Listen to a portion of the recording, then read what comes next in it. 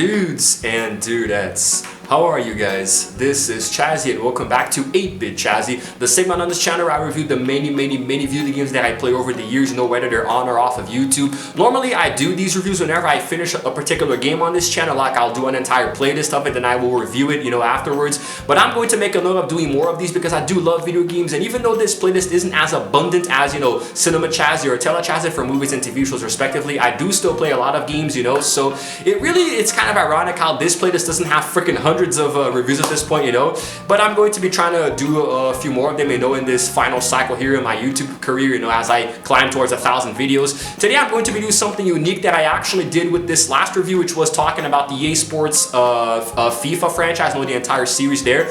I'm going to do the same thing today, although I'm going to try to make it a little bit more condensed because that other video was a bit too long. I think it was like 26 minutes long, didn't get that many views. I guess I got into way too much detail, so today I'm going to try to discuss just a few things. What the hell?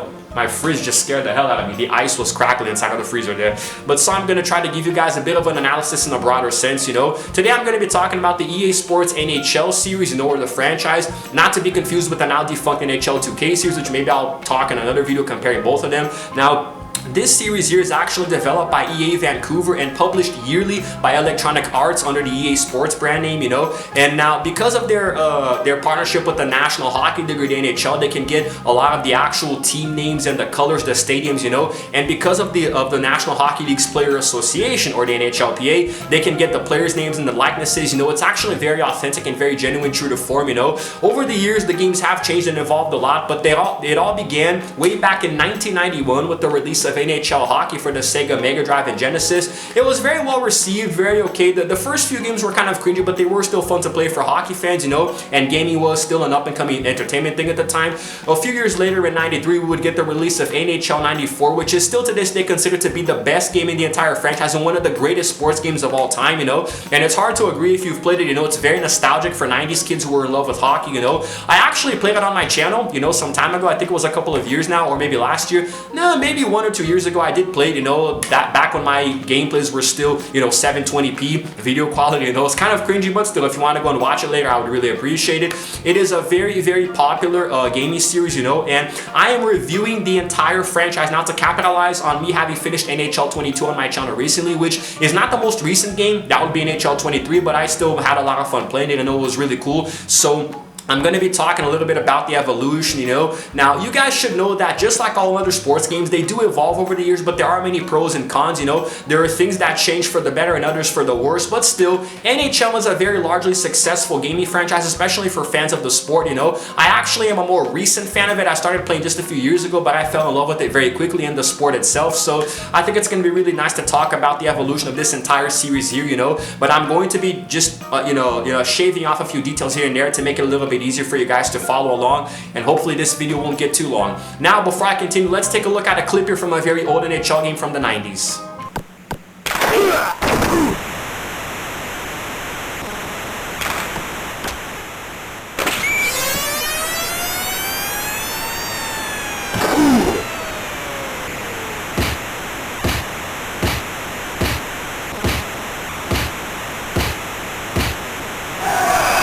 If you actually played NHL games in the 90s, that's going to be very nostalgic to you, and to me it's very cringy because I didn't play sports games back then on my Super Nintendo except for soccer, so yeah, that probably came off as a little, crappy for me, but still, let me just put my tripod in the right place here because I think it kind of inverted a little bit there. Alright, so now basically, as other sports franchises, just like FIFA, NBA, Madden and whatnot, the games do evolve over time and they get better and better and more realistic, especially as the graphics, start to become much more powerful, especially on current gen consoles. But now I do believe that there was a very good peak of these games here. Remember that there was a rivalry with NHL 2K. It's basically the same thing as FIFA versus PES or NBA 2K versus NBA Live, or Madden NFL versus, what was it, NCAA college football. Was that even a competing fact? I don't really know, but now I'm largely focusing on the EA Sports one because I think it's been much more superior, and they really hit a golden era in the early 2000s when they started to evolve more into the actual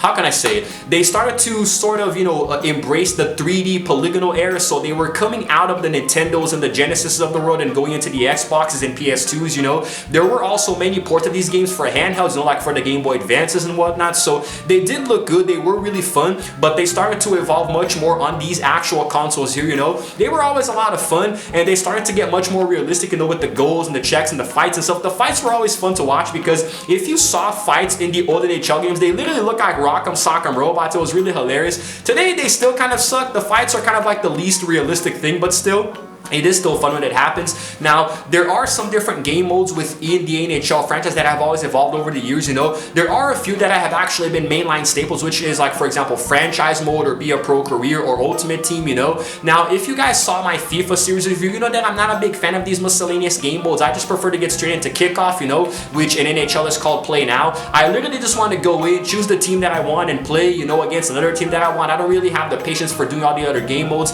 Usually when I'm playing ultimate team or franchise, it's because I want to get achievements on my Xbox One, and other than that, I really don't give a crap. However, as the games have evolved over the years, so has the Be a Pro career mode, and they have been getting much more realistic. And I have to admit, I'm a really big fan of the Be a Pro career mode in the current NHL games. I started playing from NHL 21 onward, and I actually fell in love with it. I played for quite a few different seasons, got some achievements, and it got a lot better in NHL 22, because now the announcers actually say the name of my avatar that I create. They actually say my last name. So I think it's really nice, and it's really fun to see your player grinding out the statistics, the points, the goals, the assists, and getting bigger and bigger as he starts winning more championships and titles. So I think it's a lot of fun. But the actual authenticity of the game itself lies in the play now session, because you can actually experience a lot of the different modes that the game has to offer, even if you're just playing play now, because you're gonna see a lot of the same themes present there. If you're gonna body check a player, it's gonna have the same animations and scoring goals as well. Overtime goals have evolved and gotten much better. Now, when NHL started to port itself, like into the 2010s, it started to evolve into the Xbox 360 and the PS3. They started to look much better, giving us much more game modes and polished graphics, especially when I think around NHL 2013 or 14 is when the Frostbite engine started to appear, or maybe that was later in 16 or 17, but basically it made the players, have much more realistic animations on the ice. So when they got checked, they would fall accordingly. They would skate much more fluidly, and their movements would be a lot more realistic. It was awesome. The animations for the goals were much better. The celebrations were more authentic and gave you much more emotion, and the players were reacting much more realistically. The likenesses were awesome. Even if there was a little bit of controversy surrounding microtransactions at a certain period, the games were always largely fun to play. I believe that the most fun game of the modern era was probably NHL 14. I think that's the one that people most agree with, or maybe 15 as well. Really depends on what your opinion is.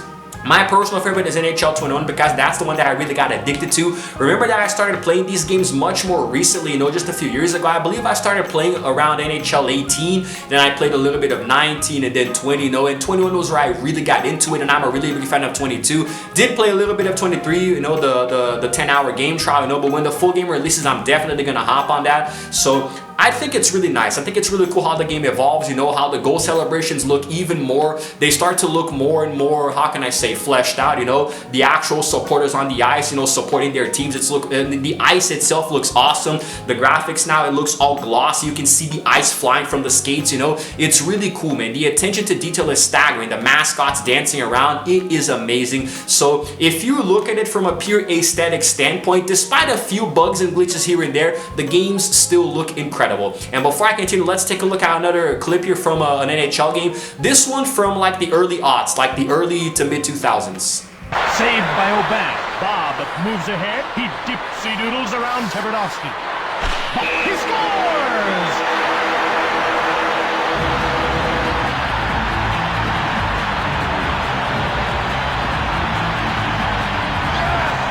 Have we got a replay event ready to go? Well, Jim, whenever you see something like this, you just got to admire the skill required to make it happen. Really a treat to watch and a huge goal. It's getting better, huh?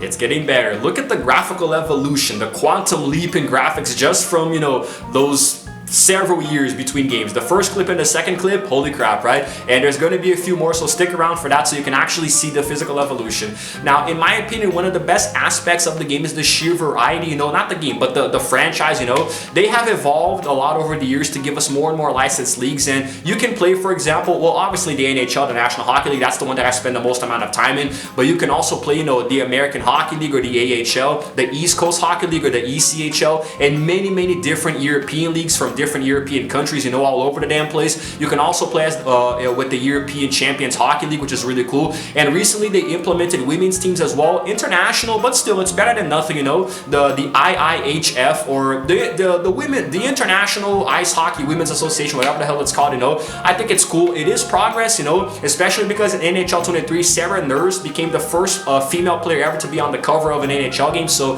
that was a really good leap for the women as well. I'm sure they'll add more women's teams as the games go on, you know, and they start to have more graphical power and capacity to have more teams, you know. But there are probably hundreds of clubs that you can play as, you know. If you're American, you'll probably stick mostly to the NHL, but if you're European, you have a lot more variety there as well, you know. But it's cool. I actually think it's really nice how they add all of that, you know. There's also the NHL Alumni Association where you can play as the old players, you know, the classic legends, you know, like depending on the club, you can get different alumni characters, you know, so you can play as Wayne Gretzky, Mark Messier, Gordie Howe, Mario Lemieux, probably Guy Lafleur, Bobby Orr, you know. I'm still exploring all of these, you know, so I'm actually, there are so many different players, you know. I recently discovered the alumni team, so I'm still looking through them, but I'm pretty sure you can play as a bunch of all of your favorite legends, you know. And also the soundtrack is really awesome, you know. NHL 99 was the first game in the franchise to have its own licensed music in the main menu, you know, the intro, which was by David Bowie. And since then, all of the games have had their own licensed tracks known as EA tracks, you know, that back in the day mostly consisted of, you know, alternative and punk and rock music, but they have expanded into electronic and hip hop as well.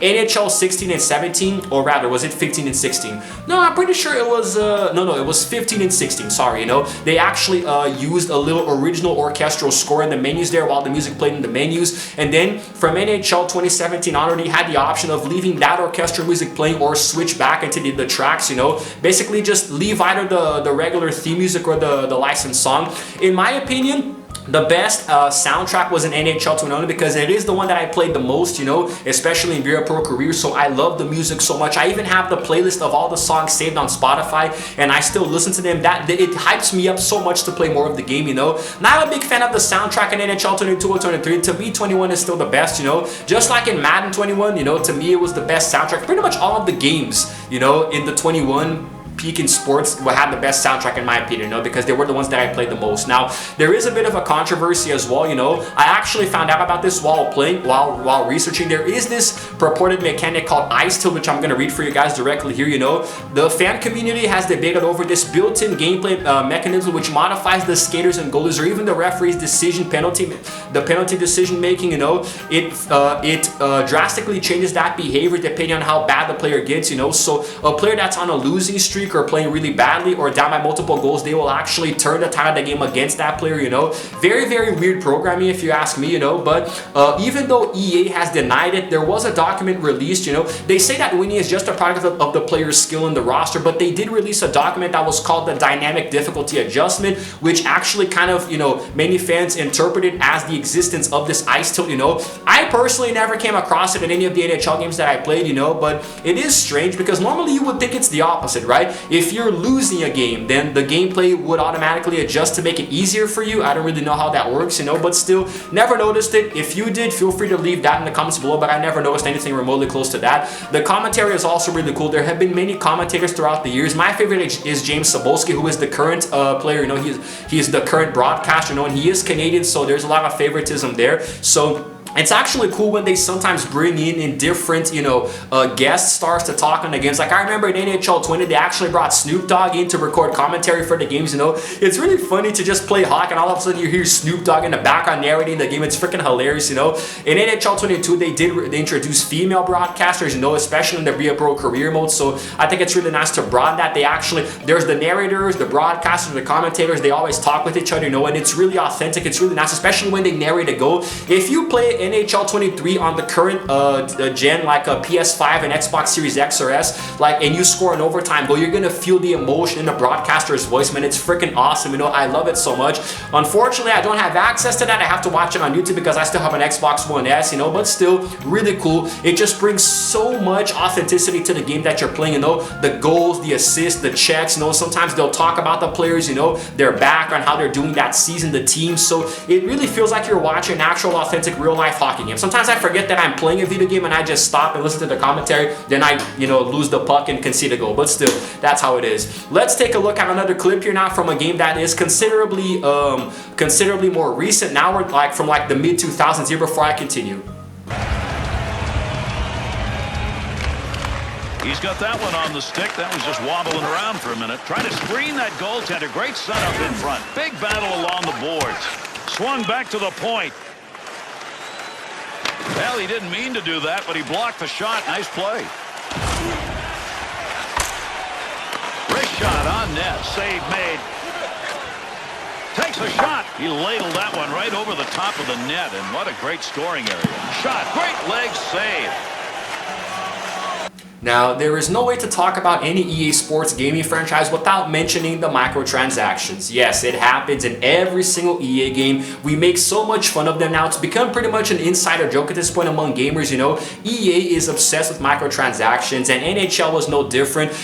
And I discussed this in my FIFA review, you know, but like, I understand that EA does come under scrutiny and they do exaggerate with the microtransactions, but it's never affected me personally, so I don't even have an opinion about it, you know. Like, I understand that it sucks, you know. I understand that it's unfair for a player to use microtransactions to gain advantage in the game, but it's never affected me personally. I've never used microtransactions to get ahead, and I've never, you know, played against anybody online that has used it, you know. So, but I do understand that in more recent NHL games, I don't think it's a problem anymore. But right there in the midst of it, like maybe between NHL 16 and 19, 20ish, it was still an issue, you know. But right now, it doesn't feel like it's affecting the game so much. But NHL 22 did come under fire because of the graphical bugs, you know. I actually got into arguments with people on Twitter over this because when I started playing the game, it was already, you know, I only played play now, you know. So, but people were noticing a lot of bugs and graphical issues, you know, when they were playing other game modes like franchise or ultimate team, you know.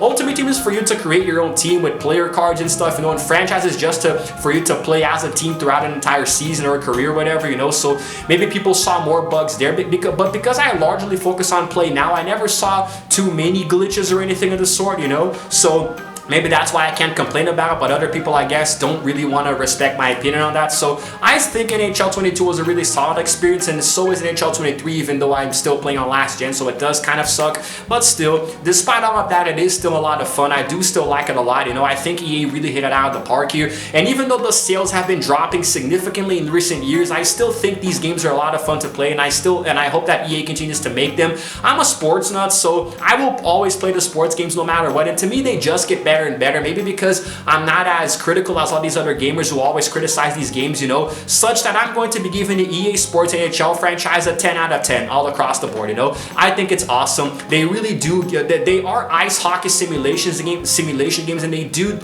in my opinion, they do a very good job of simulating those games, you know. Everything looks really authentic, so I'm a really big fan. I like it a lot, and I really just can't complain. So if you can, well, that's just your problem. That's not my problem at all, you know. I'm sorry that you can't enjoy the games for what they are, which is at the end of the day just hockey simulation games. So I have a lot of fun, whether it's, you know, scoring goals or checking or celebrating goals, you know, we're getting into fights and stuff. Everything looks good. It has evolved a lot over the years, you know. So to me, it will always be awesome, you know. I don't care. That is my freaking opinion. And I do believe I can end it here, guys. You know, I talked about quite a few different things. I didn't really want to get into the cover athletes or the installments, no, because we already know how that works. Every year there are different cover athletes, this and that, you know, different teams or whatever. So maybe in the future I'll come back and compare NHL, EA NHL to NHL 2K. That might be a really good analysis to do, just like I compared NBA 2K and NBA Live once, you know. But we'll see what happens. But anyway, I hope you guys enjoyed this video, and if you did, leave a comment below. Tell me what you think about it, you know, and if you play the games, if you like them, what are your pros and cons, what you like and don't like. But to me, they're pretty much flawless at this point. Anyway, If you happen to like this video, please go ahead and give it a like, and also subscribe to my channel because I release videos every single day, and while you're at it, hit the notification bell too so you can know exactly what time I upload, and it's all good. However, before I sign out, you might think I forgot, but I did not. I'm going to show you guys one final clip here to wrap this up with a neat little bow. It's going to be from a more recent NHL game. Actually, I think I'm going to give you guys a clip from NHL 22 of myself actually playing on my Xbox, you know, and recording myself because it's going to be easier than getting something from YouTube. So you guys are going to see one final clip there that I actually will record myself of scoring a goal with the player. Anyway, guys, that's it for now. This is Chazzy signing out for now, and as always, I will see you guys in the next video. Roll the final clip and then the outro screen. Gibson's well-respected and a great competitor between the pipes. Let's see if one of these players can give their team the edge tonight. I know I'll be watching. Guys, back to you. He scores! Ryan Getzlaf!